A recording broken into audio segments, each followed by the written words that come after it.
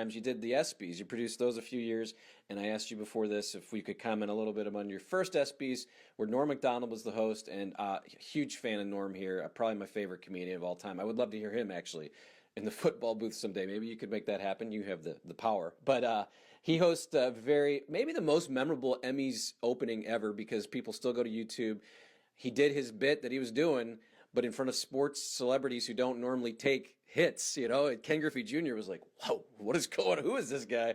What was it like in that truck or in that production room when you heard him doing his stuff, and then the kind of what you heard after?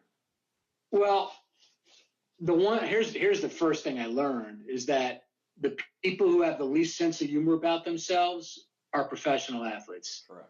They have no sense of humor about themselves, and they don't want to be teased or ripped. Now, in fairness to them, they're coming to an awards ceremony. They're not anticipating getting roasted, by a comedian on stage. There were a couple of jokes that we asked him to take out. He said he would, and then he did. Those were, I think one was about John Elway, and that was somewhat regretful. But Norm was interesting. I think Norm has a really keen sense or a keen interest in the numbers of sports, if you will, as it relates to making money or losing money. So he had that. And another guy who, knew who everybody was, knew what their gig was, knew what they were good at, maybe knew some of their, failings in certain pressure moments. But it was my first one, and it was a brand new experience for me. I had never produced an award show. I went and asked for it after I had sat through the previous, I think, 6. I said, look, I'd love to take a shot at this. I think I could do it. So that one for me was, my eyes were wide open, and I was really trying to learn as much as I possibly could. Norm was interesting. He was definitely, fun to be around. But yeah, I mean, I think the OJ joke didn't really go over all that well. He had some funny jokes about, he had one funny joke about the female loser in the Olympics that were going on. At that point, the Winter Olympics were going on. But yeah, it was, that's where I learned firsthand. Yeah, athletes don't really want to get teased. I was going to say, it's probably a little time to sweat, too, and there's probably some people kind of behind you saying, what the hell's going on here, Fred? There was definitely some consternation occurring.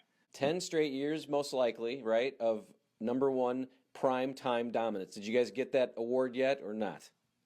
It doesn't become official until May, but you can put it in the book. It's going to happen. So this is 10 straight years of being the top primetime show in all of TV. Just to put this in perspective, American Idol was the next with 6 straight years. The Cosby Show, 5 straight years. I only watched the Cosby Show and Sunday Night Football. But that's got to be great, right? Knowing that what you do, what you put on TV, people are watching, and your name is the producer of that show. I mean, that's a fairly great honor, and probably a very big thought when you think about doing these games. Yeah, I mean, no one ever could have dreamed that, this would happen. Before this, I mean, a sporting event, there was no other even sporting event for a season that finished as the number one show in prime time. So for it to happen, a lot of stars and planets had to align.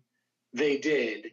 We got into the business when the NFL was really, starting to hit, that apex they're on at the moment. And, Dick Ebersol started the project. I was fortunate that he hired me. We got to collaborate, but, it was Michaels and Madden, and then Michaels and Collinsworth and Michelle Tafoya.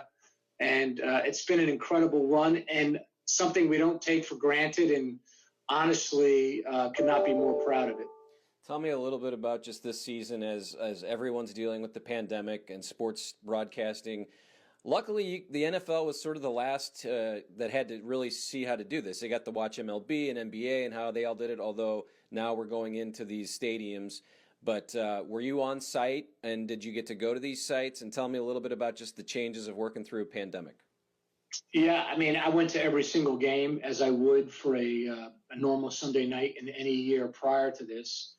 Our mobile unit infrastructure changed because everybody had to be socially distanced. We actually remoted the entire graphics operation, the edit operation, and the research operation, which had up until now been on site every single year, was now coming out of Stanford. And that worked so well. I don't ever see a reason why they'd be back in the field. I think their lives were better. There was no drop off in efficiency or production. And so that worked out pretty well. The biggest adjustment was, aside from traveling, was just not having people in the stands. I think there might have been 5 games this year where we had people in the stands, and I think the most we ever had was 16,000. So that was, that was a major adjustment. But, when you think about, and I tried to have this perspective the entire time, we were not working in a hospital. We were not treating patients. We were not first responders. We were providing 3 hours of sanity a week, to an American public that needed 3 hours of sanity a week. So it's not a season I would love to repeat by any stretch. But like anything else, you learn a lot. And I was just grateful to be working, to be honest with you, Brad. Yeah, and as you're speaking, I'm thinking, well, first I wanted to ask, so how many people are normally on your crew on site, and then how many were on site this time? And then, as you said, it sounds like, because I know a lot of these the regional sports networks are like, we love it. We don't have to travel people anymore. This was what we were trying to get to anyway, but now this pandemic kind of, made it happen. But tell me a little bit about that for you guys. Yeah, I mean, the traveling part of it was just, bizarre. Airports up until about Thanksgiving were fairly empty. So social distancing in an airport wasn't a problem. Some airlines were really, really strict with the protocols, which were great. But the hotel situation was weird. I mean, most hotels, you didn't get maid service. There wasn't any room service. You ate a lot of meals out of styrofoam this year. Like I said, I mean, it's like, these problems are minuscule, compared to, people who are, treating the COVID situation. But you try to make the best of it. And like I said, just be grateful that we were able to do this. And, I don't know, look, we realized a lot of efficiencies. I mean, we normally have, in a normal year, like 180 people on site for every game. This year, it was 130. And where technology is going, even the guys who run the EVS machines, which are the machines that generate replays, we experimented with technology in the season where guys were running their EVSs from their home. And that was true at this past Super Bowl, too. CBS had people running EVS machines from their home. And I think as technology continues to advance and, bandwidth, we're able to accommodate much more than we are right now, you're probably going to see fewer and fewer people on site. I don't know if that's a good thing, but I think that's where it's heading. Yeah, and you mentioned the no fan thing, and I noticed that ratings pretty much for all sports have been down, and a lot of it has been thought of that you need the fans. And I know Drew is your director, so I'm sure he was like the first couple nights like, what? How do we get a reaction shot? And then secondly, everyone's wearing masks, so when you're like, give me the backup quarterback. Well, where is he? I can't see him. Yeah, well, I mean, assistant coaches, were some of the tougher ones, or guys that were hurt but were on the sideline. You start looking, okay, which kind of sneakers is he wearing? Does he have any kind of marking on his pants? I mean, like anything, where in a quick second, a cameraman could, possibly identify, yeah, that's the guy we're talking about. But, it is, the crowd. The biggest thing with the ratings, I think there are a couple things. One, the entire sports calendar was thrown out of whack. We were playing NBA final games in October. We were playing Stanley Cup final games in October. The Kentucky Derby was in September. We had the Masters in November. So the whole sports calendar was so out of whack, and we had things competing against one another that never happened before. So there's no surprise why the ratings are going to be down. What we have to hope is, as hopefully more people get vaccinated and the virus becomes less of an issue, that we get fans back in the stadium and people start watching the way they watched in the past. You mentioned Al and Chris, and probably you can't go wrong by saying tied for first as best NFL broadcast team right now. And how hard was it for those guys? Because I know Al missed a few games protocol-wise. I know he's got a lot of travel he has to do. Just tell me a little bit about how hard was it for those guys. You like to have those coaches in-person meetings because you could probably at the end of the meeting pull Bill Belichick aside and go, okay, who's really hurt? But here you're probably everything on Zoom, I would assume. And just tell me a little bit of what it was like for the announcers. Yeah, there wasn't one in-person meeting this year. As it related to the meetings you would traditionally have with the teams. Everything was Zoom. And, so many of these people we've been meeting with forever. Drew Brees, Tom Brady, we're talking about for Al. Al and I have done 20 years together, and Tom's been in the league for over 20, and Drew's been in the league for 20. So, that was weird. You lost that personal touch, which, to me is where you get some of that extra good stuff that you weren't going to get this year. Michelle Tafoya couldn't be on the field. That was a real handicap because before the game, she'd be working that field like no one's business and coming up with little nuggets and, pieces of information that were going to be utilized in the broadcast. I think the biggest thing that Al and Chris had to face was no crowd. Again, there was no when you're announcing a game, that crowd gives you adrenaline and you have to speak over the crowd when the crowd comes up. So I thought they did a very good job adjusting to that, but it was definitely hard. And, we had a couple of games in Santa Clara County where they had to wear a mask during the game. And, so they had never done that before. And again, I don't want to make like we're complaining about it, but it was an adjustment, on Sundays, like I'd put on a mask at 9:30 in the morning and it wouldn't come off until the game was over. And the first couple of weeks I was like, gasping and choking, in the middle of the game, but you get used to it. It's like you work at a deli now. You're just handing out turkeys every day. That's what they do. So you've done 6 Super Bowls as the lead producer, correct? And then 4 of them with NBC. I love Super Bowl coverage. I'm a huge fan of hype. I love pregame. I used to produce pregames, and it was my favorite thing because I love the hype of a game. Tell me a little bit about Super Bowl pregames. I know you do the game, but these pregames, some of them 5 hours, I always thought NBC did such a great job because of the talent. You had Dan Patrick, you had Bob Costas, you had Al, you had just so many great, Mike Tirico. Just the Keith Olbermann was on a few of these things. Tell me a little bit about your role in producing those and just the fact that you want to have some entertainment, you want to have some football, but there is that weaving of it, and I always felt like the NBC started that. I felt like you guys really balanced it. I felt like Fox was always going way over the top for entertainment, and I think CBS this year kind of did sort of the same, kind of the NBC model is what I'd call it. Tell me just a little bit about when that planning starts, how many people kind of, you guys have to talk about all these features, but also you only have 2 weeks to plan for the team, so tell me a little bit about that. Well, I don't produce any of the pregame shows for the Super Bowl, but obviously, I'm aware of what's going on, and I can give you my personal opinion. I think the one thing that NBC has done really well is that there's an arc to the show. And once you get to 5 o'clock, at that point, as much on the field as you can be, it's all about the game at that point. And you're getting people, ready to watch, the biggest game of the year. Prior to that, in the early hours, you do some entertainment. You try to have some stories that are really compelling, that are going to affect the viewer. And that's where, the production of features is really important. And, you mentioned you don't know who the teams are till 2 weeks before. But there should always be like 1 or 2 enterprise pieces that really kind of talk about the day or tell a story about somebody who was affected by the Super Bowl.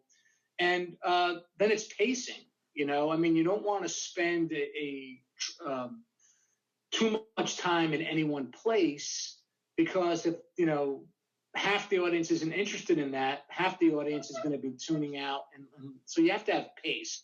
The show has to move, and it constantly has to move. And then once you get to 5 o'clock, you're locking into that football story. I know at the Super Bowl in Tampa, the last one, we did it. It was in 2009.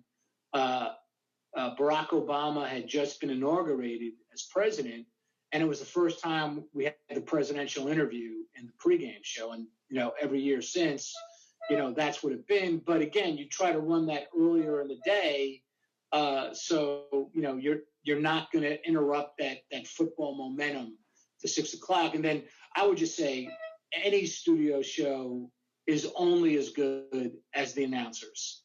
I think people point to Inside the NBA as, the best studio show, which I would agree, but because they have that great cast, with Charles and Kenny and Ernie and Shaq.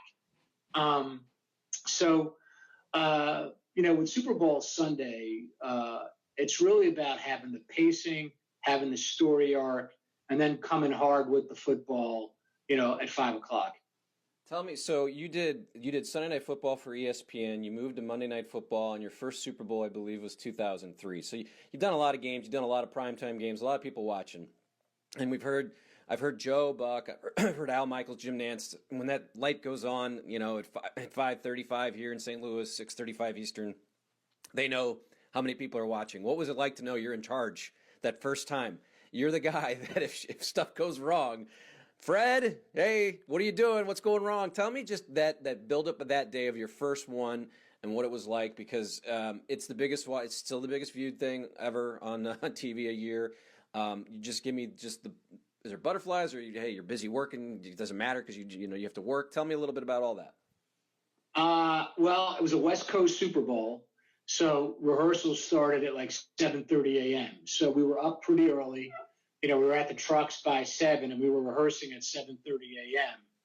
And I felt prepared. I felt ready to go.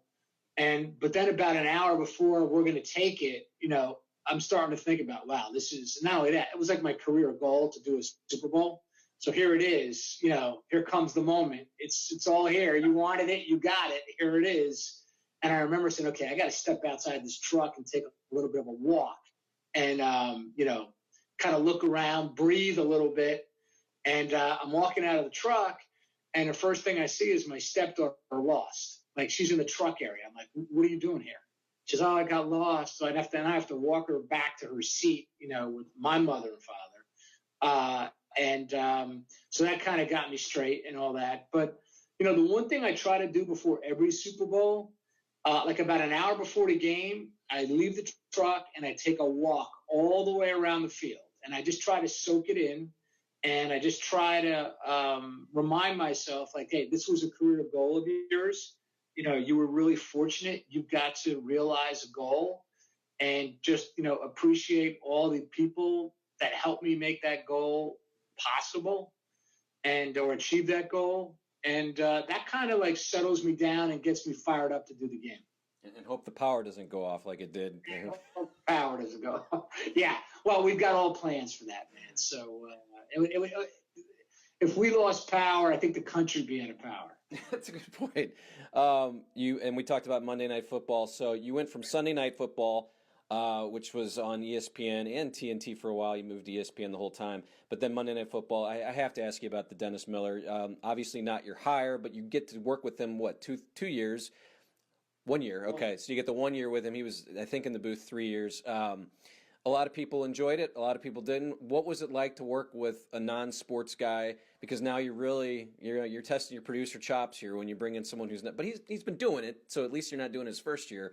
But how'd you find those years? That year? Well, Dennis lasted 2 years. The first year with Don Ohlmeyer, who hired Dennis, and then the final year with me. What people probably don't know about Dennis is that he was a extremely knowledgeable sports fan, not just football, baseball, basketball, the Olympics. I mean, like, he had an encyclopedic memory of sporting events and players and things that had happened. So that part of it was not an issue. he really knew that part of it. I think where it got a little off track, and I've said this before, is he wasn't really brought in to talk football. He was brought in to, hey, here's an outsider now in the booth. Obviously, he's a comedian. He's funny. And, really maybe, I don't know if it was just, hey, how many one-liners could we get off on him? But he really wanted to talk about the football part of it. And obviously there's limitations when you haven't coached or played about how much football, you really know. But look, it was definitely a challenge. But he was committed. Like, he was not, he was bummed out when, ABC brought Madden in and ended that experiment with Al, Dan, and Dennis. But I thought it was a really bold thing to do for Allmeyer. I mean, at that point, things had gotten really probably stale across the industry. We were all doing it the same way, the same kind of people. And Don came in, and as only Don could do, he threw a monkey wrench into the engine purposely. And, revived Monday night in the sense that it was now talked about all the time because Dennis was on the show. They were doing it differently and all of that. And, I think Don,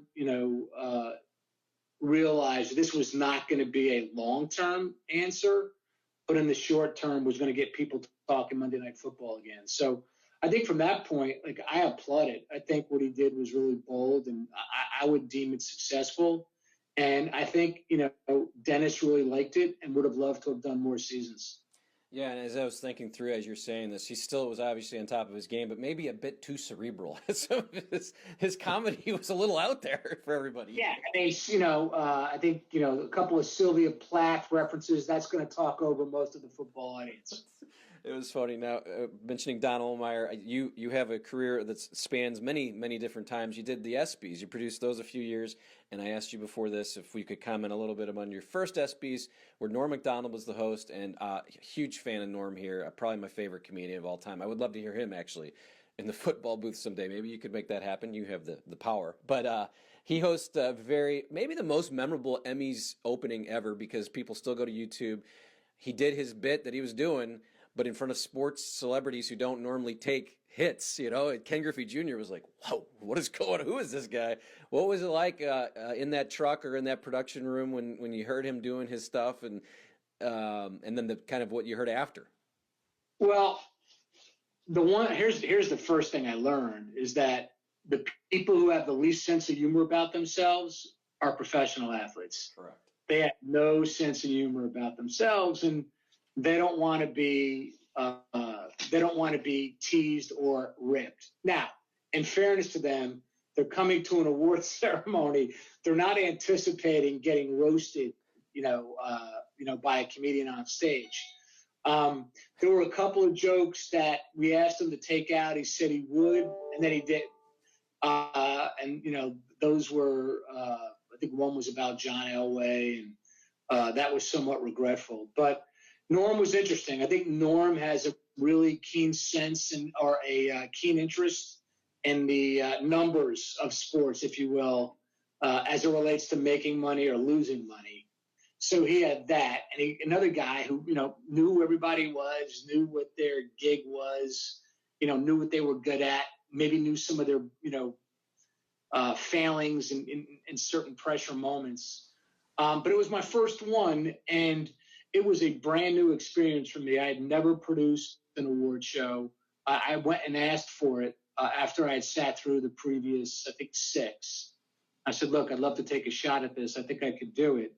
So that one for me was, my eyes were wide open, and I was really trying to learn as much as I possibly could. Norm was interesting. He was definitely, fun to be around. But, yeah, I mean, I think the OJ joke didn't really go over all that well. He had some funny jokes about, he had one funny joke about the female loser in the Olympics that were going on. At that point, the Winter Olympics were going on. But Yeah, it was. That's where I learned firsthand. Yeah, athletes don't really want to get teased. I was gonna say it's probably a little time to sweat too, and there's probably some people kind of behind you saying, "What the hell's going on here, Fred?" Yeah, there was. Yeah, there was definitely some consternation occurring. You mentioned Norm's proclivity for maybe some sports gambling. I love Al Michaels. I think he's the greatest announcer ever. But I love that he's always been true to keeping spreads important at the end of a game. When something like a late touchdown happens, and he'll say, well, this is going to make some people raise an eyebrow. I just love that. But working with Al, you guys went from Monday Night Football to NBC together. I was curious, were you guys part of a package? Because it took a lot to get him out of ABC. We remember it was like a cartoon. It's funny how it happened. So, ABC loses Monday Night Football. It's going to Disney. We erroneously assumed they would just want us to come over and do Monday night on ESPN. And like I said, we erroneously assumed it. The only person they wanted was Al. They told Madden, Drew Esikoff, our director, and myself that, hey, we don't really have a football role for you here. Drew and I, they tried to give us a couple other gigs, but Madden quickly signed with NBC, I want to say like by May. Drew signed with NBC by June. And then they already had their producer in place. And in October, it was the final year of Monday Night on ABC. I remember I met with Dick Ebersol, and we had a long conversation about football production. And he said, look, if I didn't have a producer that I'm loyal to, I would hire you in 2 seconds. He said, but loyalty is a big deal to me, and I can't do it.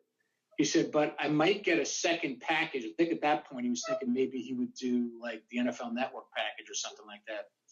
And he said, and if I do, you're my first call. I was like, okay, great. And then he called me in December, and he said, hey, I'd like to come to a game and sit in the truck. Would you mind? And I said, I don't mind. I said, but I think it might be proper and appropriate if you just call George Bodenheimer, who was the president of ESPN, and ask him because, I'm not at a president level. He said, no problem. So he comes to the game. He sits in the truck for the first half. And then at halftime, he says, I'm going back. He goes, hey, just give me a call. You're staying in our hotel. Give me a call when you get back. I'm like, it's going to be late. It's going to be like 1:45. He goes, yeah, I don't care. Just call me. So we finish the game. I go back to the hotel. I give him a call. He goes, can you come up to my room? I'm like, sure. I go up to his room, and his producer is sitting there. He also came to the game. And he said, listen, we just acquired like twice the amount of golf that we had today because ESPN has relinquished their golf rights. And Tommy Roy, would rather produce all the golf than half the season football. So would you like to produce Sunday Night Football?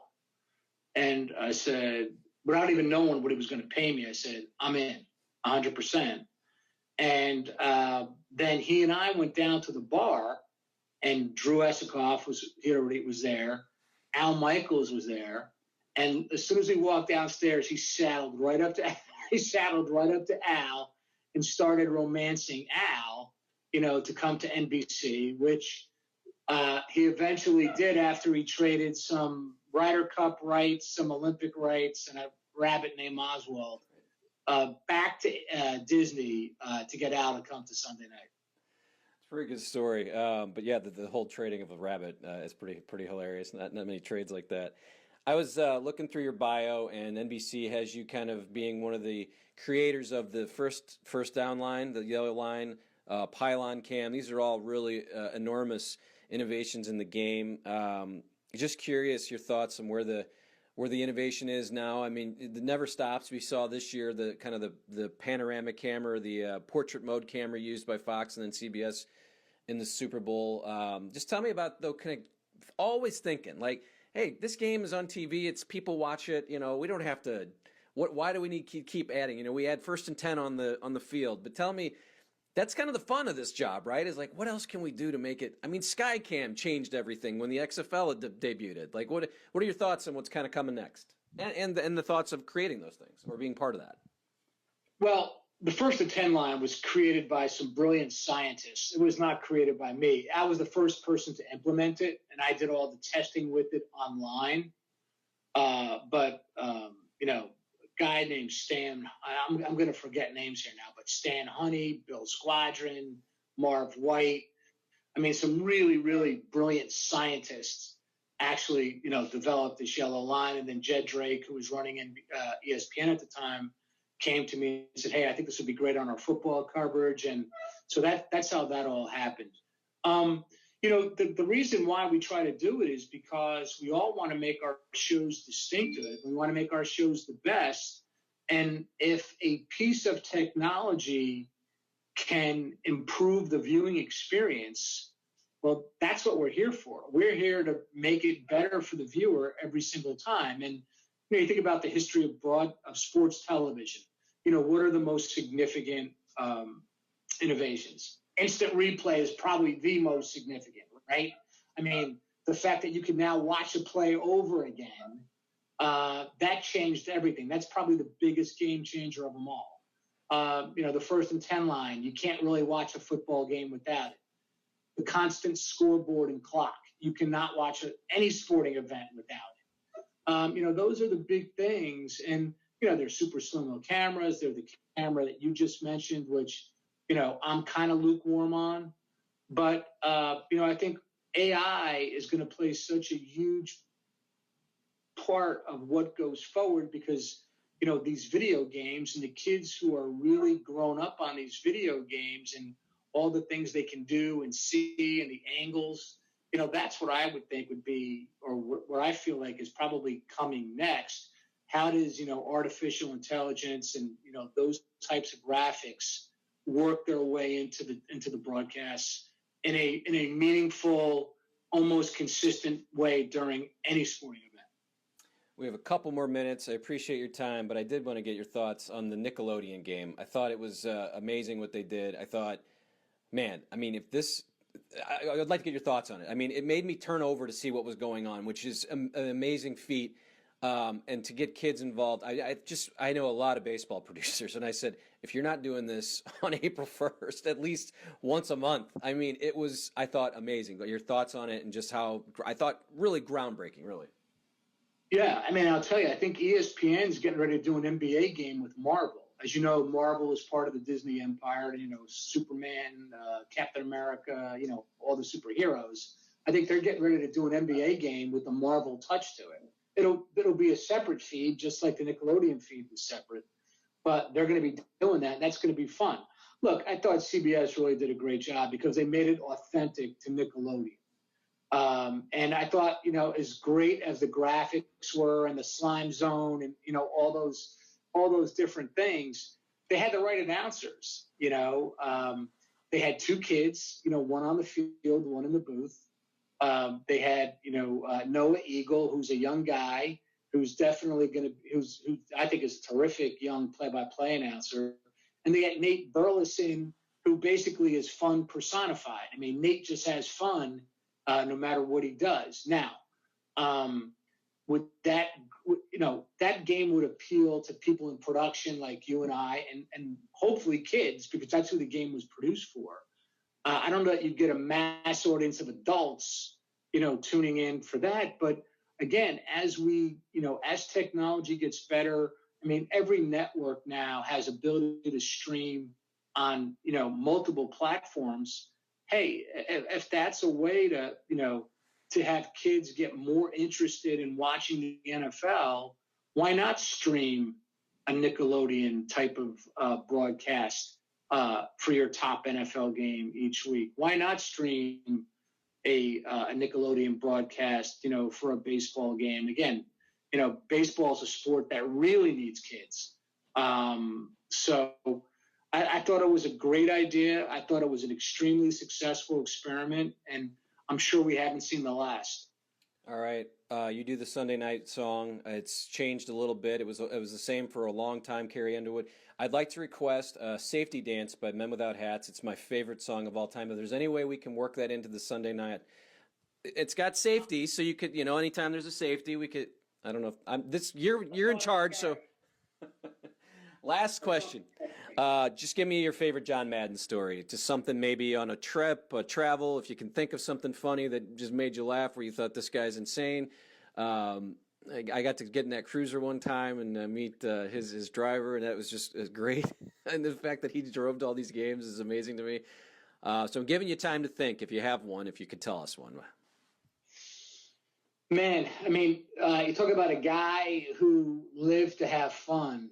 That was John Madden, and he made work fun because he was constantly, he was the most observant human being I have ever met. Like, you'd be talking to him, you'd meet him, and, 10 minutes into the conversation, he'd say, hey, do you always wear, yellow shirts?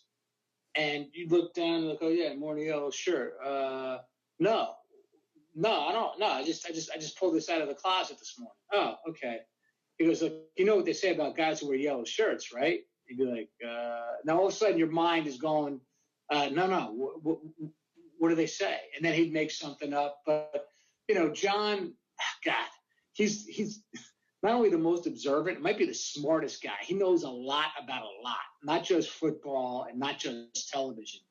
I can't think if I have one specific story. You eat a whole turkey leg, 15 of those turkey legs off the truck one night, or the first year we had them, it was a Monday night, so it's the Monday after Thanksgiving. Actually, it's the Monday heading into Thanksgiving. So we bring a turducken, which, for those people in the audience who might be too young to remember, it's a chicken stuffed inside a duck, stuffed inside a turkey. So we brought it to the booth. He made it famous on the CBS games and the Fox games, when he was at those two places. And it came up on a plate, and he's looking at it, and we show it on the air, and all of a sudden he starts cutting it, carving it, like with his hand, like this. I know that's a clip you can see on YouTube still that people really laugh about. But his mind was always going. He was a real, he'd love to, rile you up. He'd bust you, he'd bust your chops pretty good. But it was always in fun. And he was an equal opportunity guy. He loved the most junior member on the show. He was great with Dick Ebersol. It was like, and everybody in between.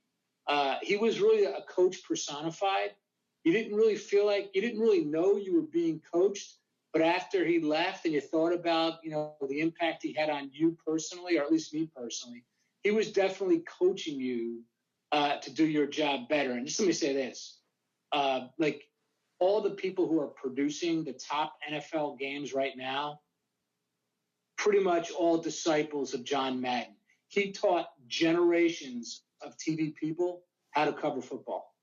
The Al Davis 30 for 30 I just watched, and when you realize, but he probably could have won a lot more games or a lot more Super Bowls in a different place, and to do it there where they were trying everything to make them not win was pretty fun, and to have him coach that team makes a lot of sense. Fred, I have a lot more to ask you, but we decided that 30 minutes, now 36 minutes, is probably enough time for one podcast, so maybe we'll get together. But what do you do? The last question, so what do you do when football season's not happening? I know you're still in the office and you're still working and thinking about next season, but what keeps you busy up till training camp? Well, evaluating new technology and trying to see what we could bring to the show that would make it more enjoyable for the viewer. I'm working on next year's Super Bowl because we have it. So trying to figure out, hopefully be able to get to Los Angeles here, by the end of the spring, to really spend some time in SoFi Stadium. I work on the schedule with the NFL, scheduling czar Howard Katz. April 1st, we bring the band back together. We start having weekly brainstorming sessions. And that pretty much fills out the spring and the summer. 3-hour game, and this guy's working every day for those games. And that's what I think is amazing. And think about the safety dance when you have these meetings. Just I'll think about the safety. one time, just maybe going to break, and I'll be listening. I'll be thinking, Fred, remember. Wendell played the safety dance every time there's been a safety. I'm pretty sure. I'll have to go back and look at that. Yeah, I love when I hear a popular song on these games. Fred, I appreciate this. Again, there was so much other stuff, so maybe one day we'll get back together and talk about more fun that you had in your time. But I really appreciate it. I had fun during this. I hope you did too. I did, and anytime you want to get back together, just let me know. All right. That's Fred Gaudelli, the czar of NBC Sunday Night Football, here on Here's the Pitch. I appreciate his time. Again, go to Masses, a title sponsor here, stlmasses.com. We'll see you next time.